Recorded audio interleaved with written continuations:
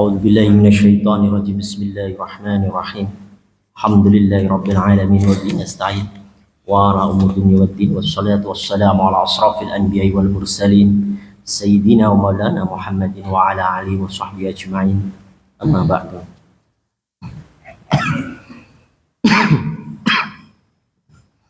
Alhamdulillah, pada subuh yang berbahagia pada hari ini kita diberikan rahmat taufik hidayahnya untuk bisa sholat subuh berjamaah, dan insya Allah kita akan melanjutkan pengajian syarah kitab Al-Hikam Syekh Ibnu Athaillah Al-Iskandari, makalah ke-18.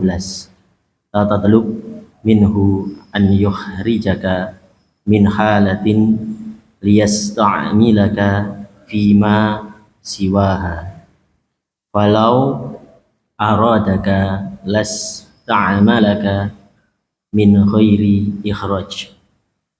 Jangan meminta Allah Subhanahu wa taala untuk mengeluarkanmu dari suatu kondisi agar kau bisa dipekerjakannya, tanda kutip.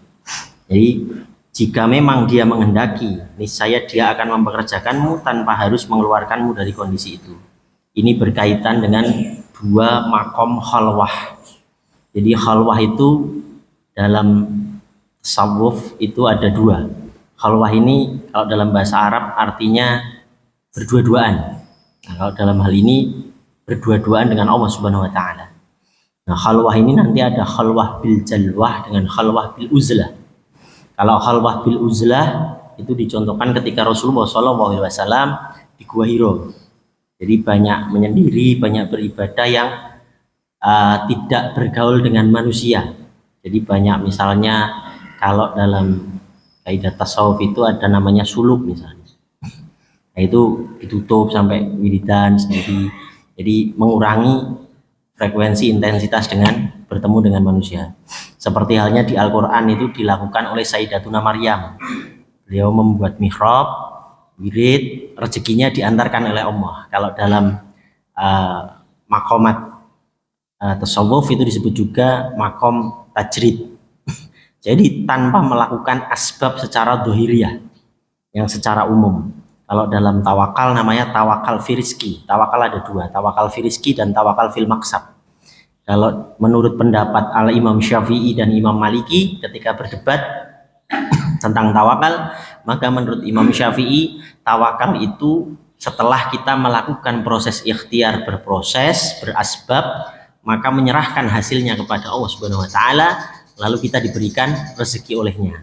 Nah, ini namanya tawakal. Itu menurut Imam Syafi'i. Tapi menurut Imam Maliki, tawakal itu adalah kita menyelesaikan tugas-tugas yang diberikan Allah. Maka disebut tadi pekerjaan. Fa'ala, yaitu pekerjaan. Maksudnya pekerjaan gimana? Misalnya kita ini wa ma khalaqtul jinna wal insa illa liya'budun. Jadi kita ini diciptakan jin dan manusia melainkan tidak untuk apa? Untuk beribadah. Jadi hanya tugasnya ibadah. Maka orang-orang di makom tajrid ini tugasnya ya menyelesaikan ibadah saja. Maka itu menurut Imam Maliki. Sehingga apa, Imam Maliki ya sudah, saya diberikan ilmu, ya tugas saya ngajar, selesai. Nanti Allah yang bagi rezeki. Nah, besoknya Imam Syafi'i itu lagi siang-siang, lagi jalan, tiba-tiba kepengen anggur.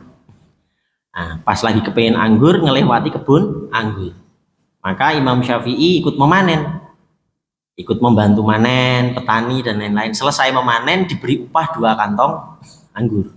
Langsung Imam Syafi'i, lah ini yang namanya yang tak maksud. Saya sudah manen, saya ikut kerja, dikasih upah anggur. Langsung mau membuktikan tadi pendapatnya Imam Syafi'i, langsung jalan menuju Imam Maliki. Imam Maliki sedang ngajar.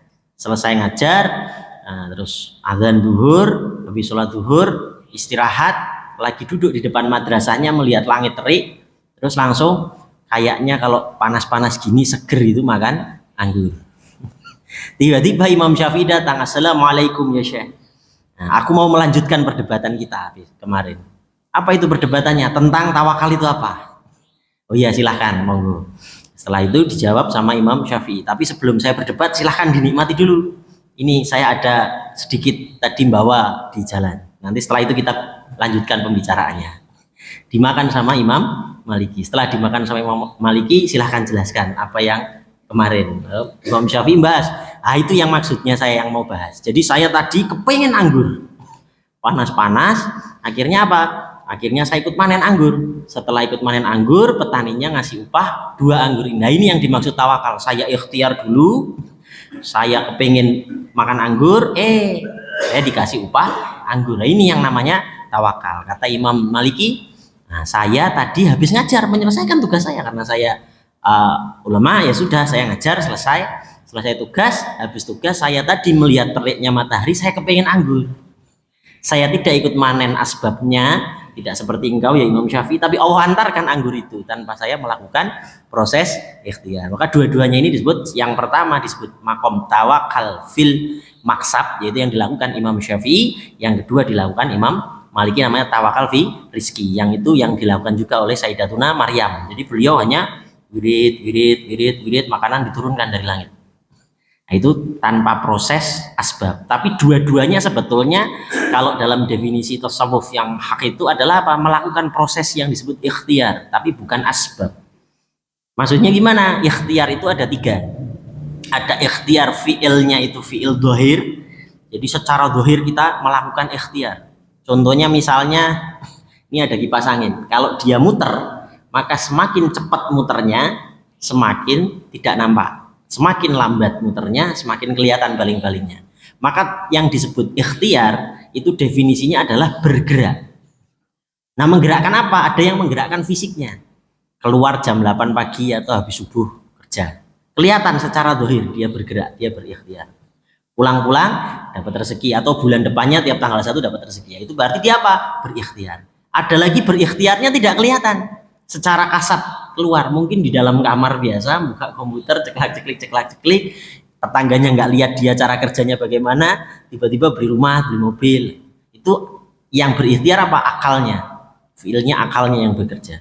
Tapi itu juga ikhtiar. Tapi ada lagi yang disebut ikhtiar yang paling lembut lagi, yaitu ikhtiar fil qalbi. Ini yang dilakukan tadi tawakal fi rizki. Jadi bukan tidak berikhtiar. Maka kenapa ada satu kasus di mana di zamannya Sayyidina Umar radhiyallahu an, itu di Amirul Mukminin, beliau di masjid ada orang sholat dari pagi subuh nyambung ke duhur, masih di masjid. Dari duhur nyambung lagi ke asar, masih wiridan, baca Quran dan lain-lain di masjid. Sampai hari berikutnya Sayyidina Umar melihat kok sepertinya tidak keluar dari masjid orang ini. Lalu ditanya sama Sayyidina Umar, limadza anta kok masih di sini, masih duduk di sini, ijlis fil hina, lama selama 3 hari. Nah, salah ayam. Kenapa kok sampai 3 hari? Kamu kok di sini duduk aja? Terus kamu bagaimana cara mendapatkan rizkimu, makanmu dan lain-lain? Dijawab sama sama orang tersebut, saya rizkinya sudah dijamin sama abangku. Jadi abangku tiap waktu makan ya dia nganterin makanan langsung. Sayyidina Umar masuk, ya, ngambil pukul, ambil untuk mukul, dipukul itu orang. Ngambil tongkat dipukul. Dibilang, kamu tidak lebih baik ibadahnya daripada kakakmu. Cepat keluar. Carilah ikhtiar itu. Karena di dalam hatinya dia ada kemalasan. Jadi mengkambing hitamkan ibadahnya untuk menutupi kemalasannya. Nah ini nggak boleh. Jadi yang namanya kaidah tadi tawakal fi rizki bukan hatinya yang malas. Jadi bukan Sayyidatuna Maryam itu malas, bukan. Tetapi dia memang cara berikhtiar prosesnya di makom itu. Makanya di sini disebutkan, jikalau jangan meminta Allah Subhanahu wa taala mengeluarkanmu dari dalam suatu kondisi agar kau bisa dipekerjakannya. Jika memang dia menghendaki, niscaya dia mempekerjakanmu tanpa harus mengeluarkan dari kondisi itu. Makanya ada fenomena sekarang, misalnya orang berhijrah, profesinya ditinggalkan, terus tiba-tiba ya wes aku begini aja, ngaji aja nanti rezekinya anu. Maka ada beberapa kasus, misalnya orang keluar resign dari pekerjaannya yang tadinya mungkin keuangannya mapan dan lain-lain, terus keluar dia pengennya seperti itu, tapi akhirnya malah istrinya yang biasa dengan penghasilan lebih tiba-tiba penghasilannya tidak, akhirnya bermasalah, rumah tangganya mulai bermasalah dan lain-lain. Nah itu artinya apa? Dia sebetulnya masih di makom asbab. Maka disebutnya apa? Khalwah bil jalwah. Apa itu khalwah bil jalwah? Khalwah bil jalwah adalah berdua-duaan dengan Allah di keramaian. Ini dilakukan Rasulullah SAW ketika apa? Ketika beliau sudah diangkat jadi nabi, tetap berdagang masih kelihatan, masih normal berinteraksi, masih bersosialisasi normal seperti biasa. Tetapi ketika ditanya ya Rasulullah, mata anta tanam? Kapan engkau tertidur terlelap ya Rasulullah? Dijawab, ana anam fil ain wala anam fil qalbi. Aku matanya terkadang terlelap sejenak, tetapi hatiku tidak pernah putus berkhalwah dengan Allah Subhanahu wa taala. Sehingga apa? Sehingga misalnya mau melakukan pekerjaan perdagangan, wah ini timbangannya kayaknya kalau tak kurangi sedikit bisa. Enggak berani, karena apa? Allah ada di hatinya, sedang berkhalwat dengan Allah, jangan. Terus mau melakukan perbuatan yang haram, oh jangan. Dipanggil Allah azan langsung segera. Karena apa? Karena dia sedang merindukan siapa yang dicintainya setiap saat. Sehingga apa? Kalau dalam syariat kita dilatih, mau makan ku ingat kamu baca doa makan, mau tidur ku ingat kamu baca doa tidur. Intinya apa? Untuk kita selalu berkhalwah dengan. Tapi ketika masuk Islam dia tetap jadi panglima, tapi panglima untuk Islam.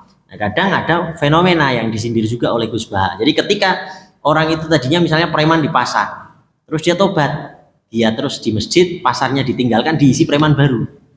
Harusnya apa? Dia tetap di pasar tapi menegaknya, tapi yang dirubah adalah tujuan dan niatnya. Contohnya misalnya dulu ada para penyair yang diabadikan juga di Quran surat Asy-Syu'ara. Itu para penyair. Penyair itu pada saat kafir membuat syair-syair menghina Islam. Tapi ketika udah masuk Islam, syairnya qasidah, memuji Allah Subhanahu wa taala. Puji-pujian kepada baginda Rasulullah SAW. Jadi yang tadinya profesinya itu ya tetap itu, tapi tujuannya yang berubah, proses imannya yang berubahnya. Itu yang dimaksud seperti itu. Terus apa? Jika seseorang murid berada dalam kondisi yang tidak sesuai dengan tujuannya, namun dari sudut pandang syariat, tapi dalam sudut pandang syariat kondisi itu tidak terlarang, tak layak baginya untuk menghendaki keluar dari kondisi itu dan menentang hukum waktu sebagaimana dijelaskan dalam hikmah di atas. Ia juga tidak layak meminta Allah Subhanahu wa taala segera mengeluarkannya dari sana agar bisa dipekerjakannya pada kondisi lain, karena kondisi itu adalah pilihan Allah Subhanahu wa taala dan ia tidak perlu bingung dalam hal ini. Jadi kalau memang dia kondisinya di situ, ya tidak memaksa dirinya untuk keluar. Karena apa? Pemaksaan diri untuk keluar di luar dari makomnya disebut syahwatul khafiyah, syahwat tersembunyi.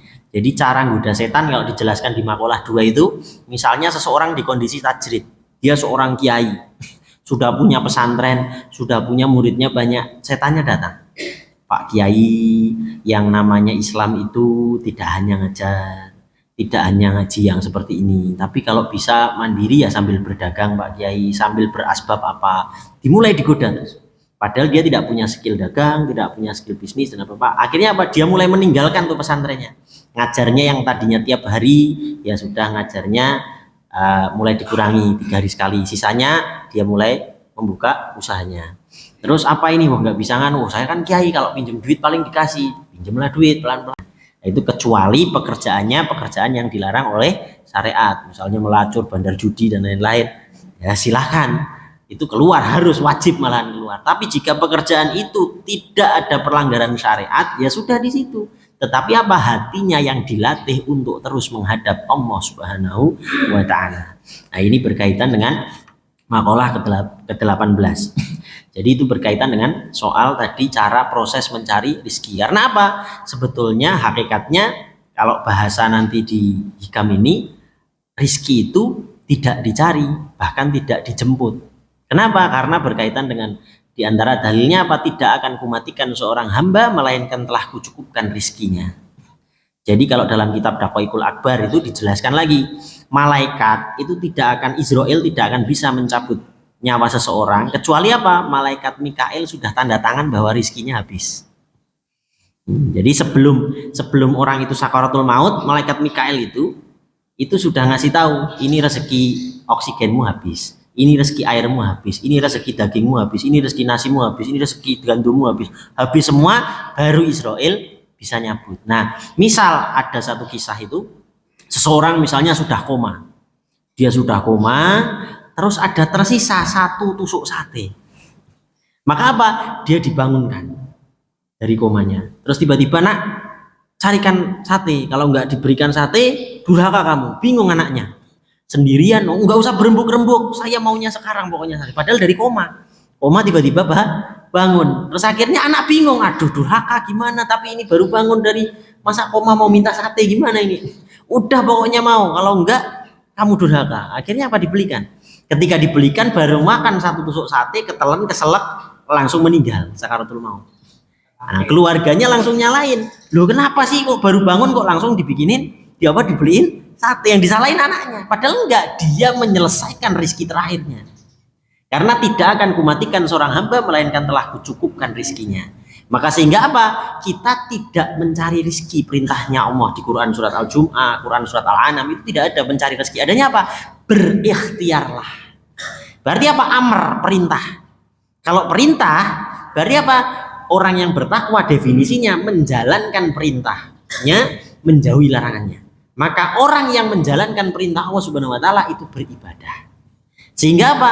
Kita keluar dari rumah, profesinya misalnya sebagai PNS, sebagai polisi, sebagai apapun, sebagai pengajar, diniatkan saya menjalankan perintah Allah Subhanahu wa taala. Kalau dapat rezeki tidak, urusan Allah Subhanahu wa taala. Sehingga apa? Misalnya dia tadi jualan sate, keluar dari rumah, nata sate, masak dan lain-lain, siap mau jualan keluar. Ketika dia keluar, dia tidak orientasi laku tidak laku, gak ada urusan. Bahkan ketika misalnya di sebelahnya ada pedagang sate baru, dia nggak ada sakit hati, tidak ada ketakutan dengan rezeki. Tidak ada, waduh, tambah ini nih pesaing baru nih. Akhirnya apa? Ada syirik, ada apa?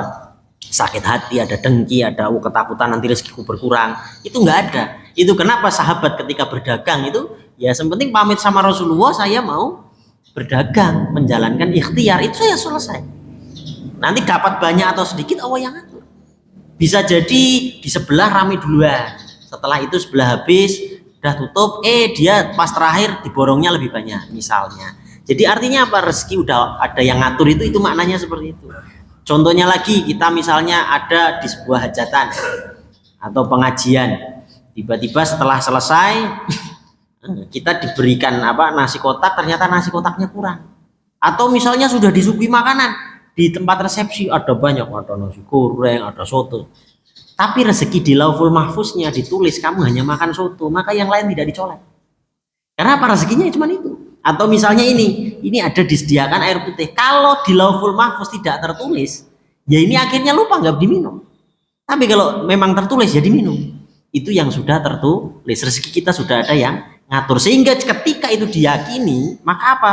Ada pesaing kerjaan atau apa, kita tetap berikhtiar dengan membuat metode perencanaan, marketing dan lain-lain, manajemen dirapikan, itu bagus, nggak apa-apa. Tapi ketika hatinya merasa bahwa rezeki dari proses itu, maka kita telah menyalahi aturan takdir Allah Subhanahu wa taala. Karena apa? Allah itu sudah mengatur rezekinya. Jadi kita bukan mencari. Sehingga apa? Ketika kita sedang keluar berikhtiar, diniati karena menjalankan perintah Allah dan meninggal di saat itu, maka hukumnya apa? Hukumnya syahid. Dan ini tertuang juga ketika Rasulullah SAW diriwayatkan sedang jalan arak-arakan bersama para sahabat. Terus tiba-tiba Rasulullah turun.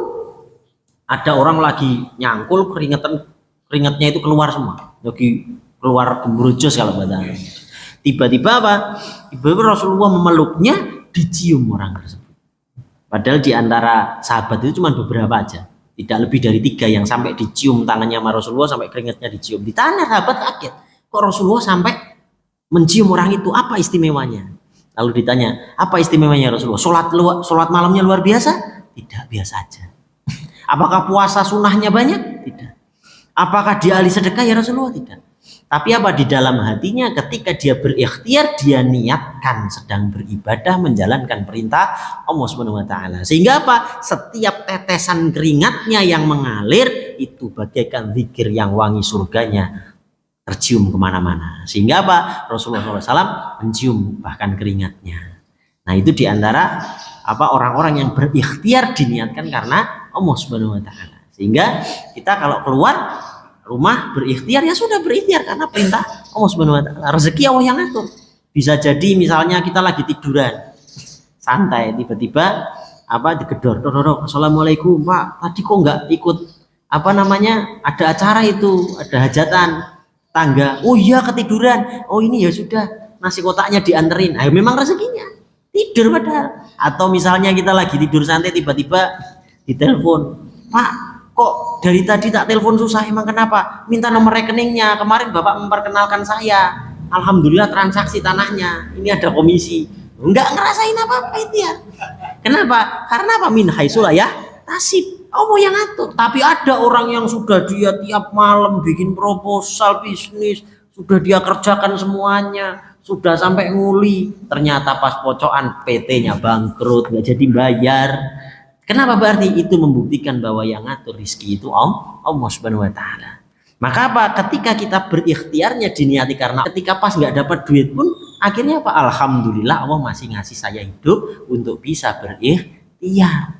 Sehingga apa? Bisa bersyukur. Lah ketika bersyukur maka apa? Quran surat Ibrahim ayat 7. Barang siapa bersyukur ku tambah nikmatmu. Ternyata Allah menyembunyikan rezeki yang lebih gede lagi di keluarga. Wallahu a'lam bishawab. Itu sejenak makalah ke-18. Mungkin ada pertanyaan terkait makalah ini, atau mungkin ada pertanyaan soal lain yang mungkin di luar dari tema. Monggo. Wallahu a'lam bishawab. Wal muwaffiq wa min thariq wa billahi taufiq wal hidayah. Wassalamualaikum warahmatullahi wabarakatuh. Monggo kalau ada pertanyaan. Silahkan.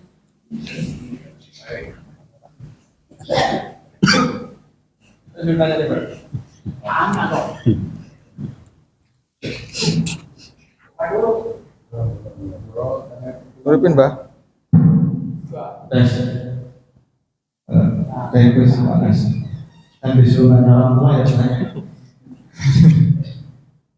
Ya sebenarnya kalau mendengarnya gampang.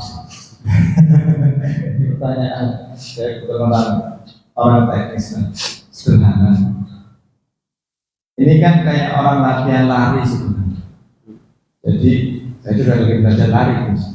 Berarti kan harus ada namanya latihan terus.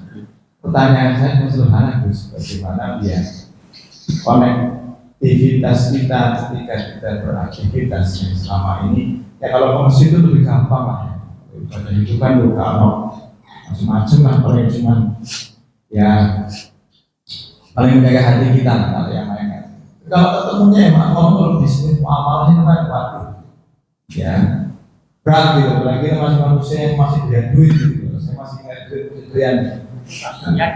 Maksud saya biar tetap menjaga konektivitas, sehingga ketika semua udah kita kerjakan, kembali lagi tadi sudah Ibrahim tadi di sini kita pelajari memang sih ya, yang kiai-kiai itu kok sudah semua ya, oh ternyata memang sudah Ibrahim ini dikerjakan. Jadi teman-teman itu kadang-kadang otak kita terus nih, ini message saya bilang gitu. Habis itu message kata Gus Bahar, seperti Allah nggak ada itu gitu.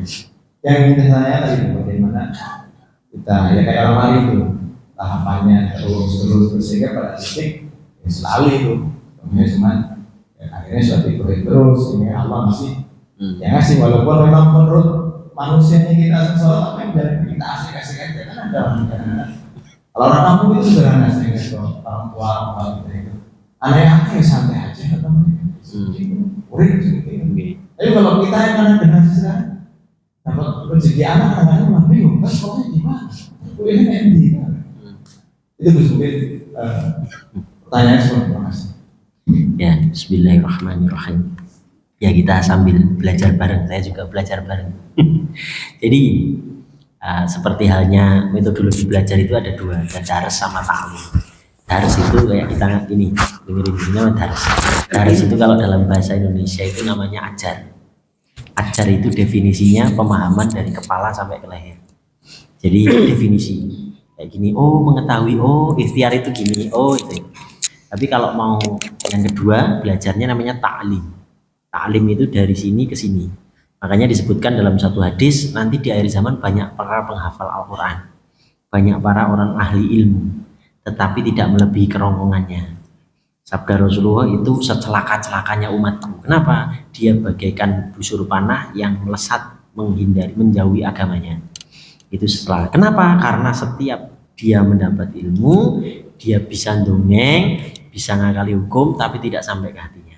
Nah, maka ya bismillah kita berdoa semua, intinya ketika kita belajar mencoba untuk sampai ke situ, sampai sempurnanya tadi yang disampaikan ilmu. Nah, Kedua, bagaimana tahapan-tahapannya? Tahapan-tahapannya yang pertama misalnya dalam syariat kita ini belajar ada doa misalnya mau keluar rumah. Bismillahirrahmanirrahim. La haula wala quwata illa billahil aliyil azim. Oh la haula wala quwata illa billahil azim apa?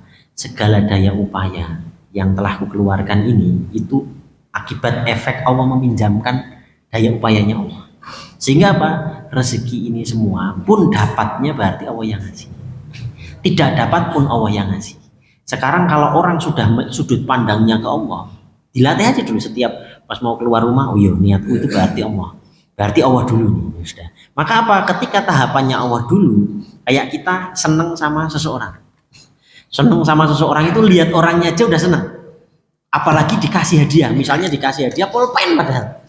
Senengnya wih orang yang saya senengi ngasih pulpen sampai ke rumah ditaruh di tempat kacayangan ditulis pulpen dari sampai setiap bangun tidur dilihatin pulpennya aja, masya Allah pulpen gitu.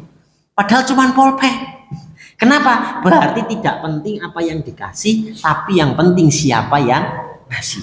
Maka ketika kita sudah diniati Bismillah, tawakkaltu alallah la haula wala quwata illa billah. Yang di sudut pandang ketika kita keluar siapa? Allah dulu.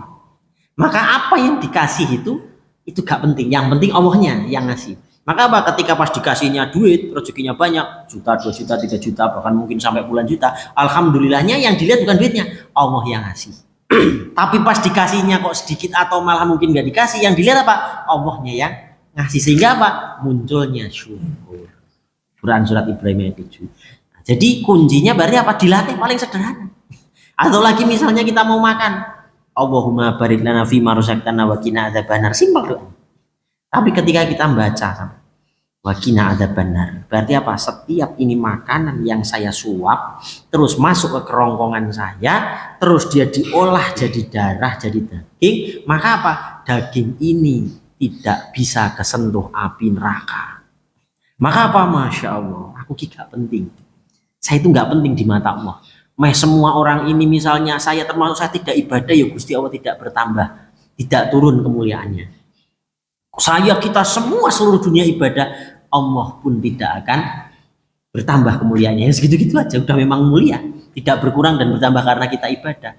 Kok iya saya makan cuman nyebut asma ini, Allah langsung mengharamkan badanku untuk tersentuh api neraka. Gimana? Alhamdulillahirabbil alamin. Akhirnya apa? Sesuap nasi yang mungkin biasa saja, yang biasanya akan terlihat istimewa. Nah, itu dari yang hal kecil. Sehingga apa? Muncul rasa di sini. Hati ini itu keluar. Jadi yang tadinya ilmu yang di sini cuman Allahumma barik lana fima razaqtana wa qina adzabannar, menjadi masuk ke hati bahwasanya Allah itu punya Rahman Rahimnya sangat tinggi. Doa seperti ini saya bisa sampai daging saya itu diharamkan masuk neraka. Mungkin padahal setelah makan saya mungkin ngelakok gitu, so mungkin saya nggak sengaja apa atau menghibah atau apa, ini bisa semua tertek cuman gara-gara itu. Maka apa? Muncul rasa cinta. Jadi yang tadinya di akal tadi, ayat itu turun menjadi ke qalbi. Sehingga apa? Mau makan ku ingat kamu. Mau ke kamar mandi, ingat lagi. Oh ma ini a'udzubika minal khubuthi wal khaba'is. Maka apa? Teringat lagi masuk ke kamar mandi, mau masuk kamar mandi ingat Allah. Sehingga apa? Ya Allah, bayangkan itu saudara-saudara saya yang di rumah sakit, kok jangankan mau ke kamar mandi, mau buang angin saja itu bisa bayar jutaan. Ini aku gratis. Gimana? Ingat Allah lagi. Keluar dari kamar mandi itu apa lafaznya? Ghufranaka alhamdulillahilladzi adhaba 'anil adza wa afani. Alhamdulillah. Berarti apa? Ghufranaka pertama. Ghufranaka kan mohon ampun. Kenapa? Karena selama aku di kamar mandi diharamkan menyebut asma-Mu. Padahal aku rindu sekali sama kamu. Sama engkau saya rindu sekali ya Allah. Tapi saya nggak boleh nyebut asma-Mu di kamar mandi. Jadi kayak orang menahan rindu. Ketika keluar kamar mandi, ghufranaka ampuni aku. Tapi apa? Alhamdulillah, segala penyakit yang tadinya di perutku telah engkau keluarkan. Yang tadinya mungkin jadi sumber-sumber penyakit kalau tidak dikeluarkan, dikeluarkan. Maka munculnya apa? Syukur. Nah kalau itu dilatih dari keseharian doa-doa ringan, seperti itu aja. Tapi dihidupkan rasanya, maka munculnya apa? Mau makan ku ingat kamu, mau tidur ku ingat kamu. Bahkan apa? Bismika umma ahya, bismika amut. Ahya itu hidup. Al maut maut. Jadi bismika wa ahya bismika amut. Hidup lan matiku dicekel jenengan. Ki aku tidur belum tentu bangun lagi. Maka apa? Aku berharap ketika aku menutup mataku diakhiri dengan asma'mu sedang rindu kepadamu. Maka dibangkitkan insya Allah biar bisa berjumpa denganmu. Ini orang yang sangat rindu. Kalau dilatih, akhirnya apa? Mau makan ingat kamu, mau tidur ingat kamu, mau kamar mandi ikut kamu, ingat kamu. Sehingga apa? Cintanya muncul. Ketika cinta itu muncul, ketika salat Allahu Akbar, itu sudah akhirnya apa? Fokusnya kepada yang dicintai. Kenapa kita kadang sholat tidak khusyuk, malah Allahu Akbar ingatnya duit? Ya karena yang dicintai duit. Allahu Akbar ingatnya anaknya lagi sholat, karena yang dicintai anak. Allahu Akbar yang ingatnya pekerjaan, yang dicintai pekerjaan. Tapi ketika dia dilatih dari tiap makan, tidur, itu tahapan yang simpel-simpel. Makanya syariat itu sebetulnya dilatih yang simpel-simpel dulu. Doa mau makan, doa mau tidur, doa mau bercermin, apapun, doa mau pakai baju, doa mau keluar rumah. Intinya apa? Agar setiap saat selalu timbul rasa rindu kepada Allah Subhanahu wa taala. Sehingga ketika sudah muncul rasa rindu, cinta muncul, maka apa? Pas sholat itu kayak orang meluapkan kerinduan. Maka kata ulama apa? Jika kamu ingin berbicara dengan Allah, sholatlah. Tapi jika kamu ingin mendengarkan Allah berbicara denganmu, bacalah Al-Quran. Sehingga terjadilah interaksi komunikasi. Ini yang disebut ihsan. Dalam hadis Rasulullah, hadis Jibril yang terkenal, ketika Rasulullah ditanya, ma makna Islam? Apa itu Islam? Islam, syahadat, sholat, puasa, zakat, haji. Ma makna iman? Iman kepada Allah. Iman kepada malaikat, kitab-kitab, iman kepada rasul-rasulnya, kepada hari akhir, qadar dan qadar. Terus mana ihsan? Ihsan adalah beribadah seperti engkau melihatku. Dan jika kau tidak melihatku, maka aku melihatmu. Artinya apa? Memberikan efek apa? Seperti halnya kita sedang berhadapan terus dengan Allah. Cinta, kerinduan, mahabbah. Nah itu dilatihnya apa ya? Dari syariat tadi. Makanya tidak mungkin orang sampai ma'rifat, tidak mungkin orang sampai hakikat kecuali dia bersamaan dengan syariatnya, yaitu mengikuti tadi alur syariatnya. Jadi akhirnya syariat itu sebagai apa? Ekspresi tata cara cintanya kepada Allah Subhanahu wa taala. Lah tapi cara apa? Kata Syekh Abdul Qadir Al-Jailani, ada dua tangga menuju Allah Subhanahu wa taala atau jalan tarikh, jalan menuju Allah. Yang pertama hak, yang kedua salah. Lu padahal jalan menuju Allah. Apa itu saja? Apa jalannya ya Syekh? Kata Syekh Abdul Qadir Al-Jailani, jalan yang pertama adalah jalan Allah menujumu. Yang kedua jalan kamu menuju Allah. Maksudnya gimana? Kalau jalan Allah menujumu berarti ada syariat, ada tata aturannya atas kehendak Allah, bukan maunya kita. Makanya tadi kita menjalankan atas maunya Allah, bukan maunya kita. Kalau maunya kita namanya syahwatul khawfiyah. Sehingga mengada-ngada hukum akhirnya.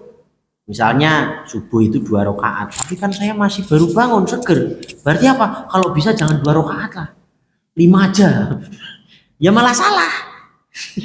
Atau misalnya wah saya isya 4 rakaat, tapi kok kayaknya capek habis mau ngantuk 2 rakaat aja, ya nggak boleh. Karena itu apa? Itu jalan Allah menuju engkau. Maka apa? Kalau Allah takdirkan kita ibaratnya di makom asbab, silakan di makom asbab. Apakah makom asbab lebih rendah dari makom tajrid atau tajrid lebih tinggi dari makom? Bukan, tidak. Standarnya bukan itu, tapi standarnya adalah kedekatan dan rindunya dirimu kepada Allah Subhanahu wa taala. Cara melatihnya ya tadi dari kegiatan yang simpel-simpel kita ingat. Wallahu a'lam bishawab. Ada pertanyaan lain?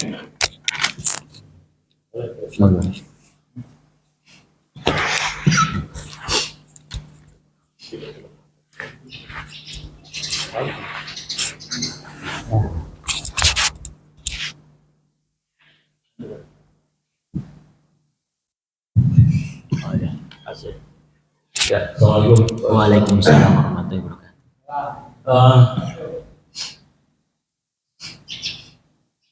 Begini Pak Ustaz, saya itu kan profesi saya pengacara ya. Saya berangkat dari rumahnya dua. Satu, dengan Allah saya niatkan, saya langkahkan langkah saya Allah untuk menegakkan kebenaran dan keadilan. Itu sisi kemudiannya. Di sisi lain saya juga niatkan bahwa saya melangkah untuk cari nafkah untuk keluarga saya dan gitu. Nah, kita itu misalnya ya memang kita bela orang, ada yang ada komitmen, ada yang enggak. Artinya ada yang gratis, ada yang berbayar, kan gitu. Nah, yang ada komitmen ini seringkali kita sudah selesai laksanakan tugas dan berhasil sesuai yang diharapkan, tapi dia ingkar janji, kan gitu. Dia ingkar janji, kita kan nggak terima Pak Ustadz. Kita tuntut lagi dia, kan gitu. Nah, yang mau saya tanya, apakah nilai ibadah kita membantu dia itu bisa hilang? Karena kita memang sudah konfrontasi dengan dia gitu ya. Nah, karena memang ini sering di lapangan gitu ya. Kalau misalnya yang gratis kita ketemu dia, lalu dia tidak kenal kita lagi, itu sih kita cuekin aja gitu ya. Nah, saya pernah bantu orang keluarkan dari penjara hari itu juga. Beberapa bulan kemudian ketemu seperti nggak kenal. Kalau mau cakap misalnya dia kentutin kita masih dianggap kita ada gitu ya. Ini enggak. Nah, ini dinamika di lapangan gitu ya Pak Ustadz. Jadi poin yang mau saya tanya, apakah nilai ibadah kita itu hilang dengan kita membuka front dengan orang yang sudah pernah kita bantu, padahal kita ada komitmen dan dia ingat terhadap komitmen itu. Mohon pencerahannya. Terima kasih. Assalamualaikum warahmatullahi wabarakatuh. Waalaikumsalam warahmatullahi wabarakatuh. Allahu sami'un alim. Jadi begini, kalau selama itu ada komitmennya, itu namanya menagih hak atau menuntut hak kita. Dan menuntut hak kita itu wajib, bukan halal haram, wajib. Makanya ketika orang kitanya misalnya ada orang berhutang, syaratnya dia sudah sesuai dengan syariat, yaitu apa? Ditulis dan ada 2 orang saksi. Maka apa? Dia wajib untuk menagihnya. Kalau sudah ditagih dan dia mampu tetapi tidak membayar, maka apa? Maka akan ditarik di akhirat. Karena itu hukumnya jadi hutang. Seperti halnya misalnya ada salah satu riwayat lagi ketika Rasulullah ditanya, "Ya Rasulullah, saya itu pada saat di jalan saya bawa harta benda. Terus saya dibegal. Apa yang harus saya lakukan?" Kata Rasulullah, "Lawan. Jika kamu mati, syahid. Jika dia yang mati, masuk neraka." Artinya apa? Ketika itu berkaitan dengan hak kita, boleh. Tetapi tetap menjaga hatinya. Niatnya untuk Allah Subhanahu wa taala. Itu apa? Al-adl. Allah punya sifat apa? Al-adl. Jadi kita menuntut al-adlnya Allah Subhanahu wa taala, itu boleh. Maka apa?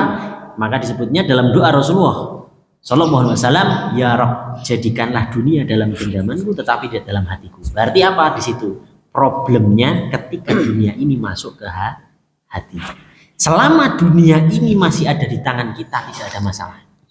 Artinya, saya gugat balik atau saya proses dengan cara saya ya karena tahu hukum untuk menuntut atau bagaimana, itu dihalalkan. Syaratnya hatinya tidak mempunyai ambisi untuk menciderai. Karena apa? Hatinya adanya unsur cinta. Cintanya apa? Kalau tidak saya tagih, kamu akan repot di akhirat. Karena hukumnya apa? Hukumnya ketika kita punya hutang, maka apa? Di akhirat kalau tidak diselesaikan dan padahal dia di dunia mampu, maka apa? Dosanya, pertama pahalanya. Pahalanya dihitung. Misalnya nilai hutangnya katakanlah 10 juta. Normalnya orang tersebut dapat uang 10 juta berapa lama? 2 bulan. Maka apa? Pahalanya selama 2 bulan ditransfer langsung ke orang yang menghutangi. Ternyata pahalanya habis, tidak punya pahala. Maka dosa orang yang dia memberikan hutang ditransfer senilai itu. Maka apa?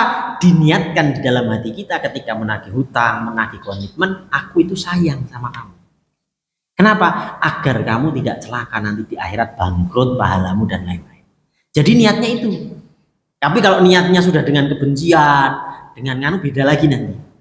Nah, jadi niatnya yang dirubah. Maka disebut inna a'malu binniyat. Segala sesuatu amal bergantung dengan niatnya. Di antaranya apa? Ada salah satu riwayat lagi. Orang sedang berjihad ini di zaman Rasul. Dia 1 orang masuk ke kerumunan, 100 orang dibantai, habis itu dia terbantai mati. Sahabat terheran-heran, wah ini luar biasa sekali orang. Tanya kepada Rasulullah, "Ya Rasulullah, tadi aku melihat ada orang, dia masuk ke kerumunan, dia teriak Allahu Akbar, dia membantai semua banyak orang kafir sampai ratusan. Tapi setelah itu dia wafat, mati. Apakah dia min ahlul jannah? Rasulullah sabda, min ahlun nar. Kaget saya. Loh, kan dia jihad ya Rasulullah. Iya. Tetapi di dalam hatinya, di dalam niatnya ada apa? Ingin ini loh aku gagah. Aku bisa ngalahin orang banyak. Aku bisa bunuh orang kafir banyak. Jadi tidak ada Allah dan Rasulnya di dalam hatinya. Maka di antara riwayat lain, gawatnya syahwatul khafiyah diantaranya misalnya apa? Sayyidina Ali radhiyallahu an karamahu wajhah, beliau sedang perang, musuhnya sudah terkapar, pedangnya ditokkan ke lehernya, diludahi Sayyidina Ali. Ketika diludahi emosinya naik, disarungkan pedangnya, ditanya, ya Ali, kenapa engkau menyarungkan pedangmu? Padahal tinggal digorok selesai. Jawaban Sayyidina Ali, tadi aku memerangimu karena Allah dan Rasulnya. Tapi ketika engkau meludahi dan terkena mukaku, nafsu syahwatku keluar, tak penggal dulu nafsu itu dengan cara apa? Tak sarungkan pedang. Pertama ketika ada saat perang. Yang kedua ketika Imam Syafi'i mau sholat malam, beliau mau sholat malam, ambil air wudhu. Ketika mau ambil air wudhu, gayungnya jatuh. Ketika jatuh, beliau mau ngambil gayungnya, gak sengaja kupingnya mendengar tetangganya sedang mendengkur. Ketika sedang mendengkur, dalam hatinya keluar zon kecil. Aku mau sholat, tetanggaku tidur. Karena Imam Syafi'i cerdas, man arafa nafsahu faqad arafa rabbahu. Kenalilah dirimu sendiri, niscaya engkau kenal dengan Tuhanmu. Maka apa? Imam Syafi'i mengenali ada gerakan syahwat kecil yang dia mencoba membesar dari dirinya. Khawatir menjadi ana khairu minhum, aku lebih baik daripada yang tidur. Maka Imam Syafi'i cuci muka, cuci kaki, cuci tangan, tidur lagi. Tapi jangan buat dalil orang yang lagi malas sholat. Nanti kalau ditanya sama istrinya atau suaminya, kenapa kamu tumben nggak sholat malam? Saya takut seperti Imam Syafi'i terkena syahwatul khafiyah, saya tidur lama-lama nggak sholat malam. Nah, ini ada dalilnya seperti itu, tapi bukan untuk berkelit. Kalau ditanya, saya nggak sholat malam, nanti saya takut kena ana khairu minhum, syahwatul khafiyahnya keluar. Jangan, itu diperangi, tetapi memang ada kondisional hati yang seperti itu. Karena dosa setan itu disebar ada dua hijabnya. Pertama dzulmani, dosa-dosa yang kelihatan. Artinya apa? Berhammer, berzina, mencuri, menipu, itu dosa-dosa dzulmani, dosa gelap. Tapi ada yang disebut dosa nuroni, dosa yang tersembunyi di sini. Mungkin orang-orang misalnya Pak Kiai ini, bapak-bapak ini sudah ahli sholat subuh ini lolos, itu dosa yang pertama. Gak mungkin disuruh hammer terus minum, kasih babi wes lolos itu mesti. Tapi hati-hati dosa yang kedua. Kalau nanti pulang dari masjid, tetangga itu masih lampu masih nyala, nggak subuhan mesti. Ini loh kayak saya subuhan. Nah itu bahaya itu. Hati-hati kalau sudah di hati ada begitu. Atau misalnya tadi jam 3 atau jam 4 atau jam setengah 4 udah keluar jalan ke masjid, melihat tetangganya masih kelihatannya masih pada tidur. Wah, gila ya aku sholat malam. Nah itu berarti mungkin kalau yang di dosa pertama lolos itu, tapi dosa yang kedua ini kadang ngincernya di hati, namanya hijab nuroni. Maka kata iblis, kalau aku tidak bisa menggodamu dalam kesesatan, aku akan menggodamu dalam ketaatan. Tapi aku gelincirkan tidak menghadap kepada Allah Subhanahu wa Ta'ala. Karena salah satu dosa yang dilakukan iblis, bukan iblis itu tidak mau sholat, bukan iblis itu tidak mau puasa, tetapi apa? Dia ada di dalam hatinya, ana khairu minhu, aku lebih baik daripada kamu. Ini bahaya. Wallahu a'lam bishawab. Maka dalam satu riwayat, ku haramkan seseorang mencium baunya surga. Siapa? Orang yang di dalam hatinya ada secercah, setitik biji zarah, di dalam hatinya keakuan atau ada kesombongan atau ada tadi syahwatul khafiyah yang menyatakan ana khairu minhum. Maka diharamkan mencium baunya surga. Padahal baunya surga itu bisa dicium dari jarak beratus-ratus tahun kilometer. Beratus-ratus tahun cahaya itu bisa dicium. Tapi diharamkan, artinya apa? Melihat, jangankan melihat pintunya surga, nyium baunya aja diharamkan. Naudzubillahi min dzalik. Maka di antara pelajaran dalam hikam ini adalah apa? Lebih banyak fokus tazkiyatun nafs, membersihkan hati. Beda dengan pelajaran misalnya di fikih. Kalau di fikih itu lebih ke zahir, tata cara dohir, tata cara sholat yang benar, yang khusyuk, rukuknya, wudunya. Kalau di Al-Hikam dia lebih membahas tentang bagaimana cara ketika kita sholat bisa ihsan. Ketika kita sholat ngadepnya ke Allah bukan ke duit, ngadepnya ke Allah bukan ke pekerjaan, ngadepnya ke Allah bukan ke dunia, maka disebut khalifatul fil ard. Khalifah itu imam, al-ard itu dunia. Yang namanya imam berarti harus di depannya dunia, maka dunia harus ditaruh di belakangnya. Ketika dia menaruh dunia di belakangnya, maka makomnya khalifatul fil ard. Ketika khalifatul fil ard, maka apa? Allahu Akbar, madep sama Allah. Ketika Allahu Akbar ruku, suka tidak suka al-ardi harus ikut ruku. Kita Allahu Akbar sujud, suka tidak suka al-ardi dunia harus ikut sujud. Jika tidak mau fasajadu ila iblis wa kana minal kafirin. Maka orang yang dia sudah benar-benar mantap dengan Allah disebut di Quran surat Muhammad ayat 7, intan suruh yansurukum. Barang siapa menegakkan agama Allah, menolong agama Allah, meneguhkan agama Allah, maka rezekinya, urusannya aku tolong, aku teguhkan segala urusannya. Maka makomnya disebut la khaufun alaihim walahum yahzanun. Tidak ada khauf takut dan tidak ada sedih di dalam hatinya. Mohon Mungkin saya tutup dulu. Udah masuk suruh ya? Ya. Udah suruh. Kita tutup dulu. Nanti mungkin kalau mau ada lanjutan pertanyaan bisa sambil setelah. Wabillahi taufiq wal hidayah. Wassalamualaikum warahmatullahi wabarakatuh.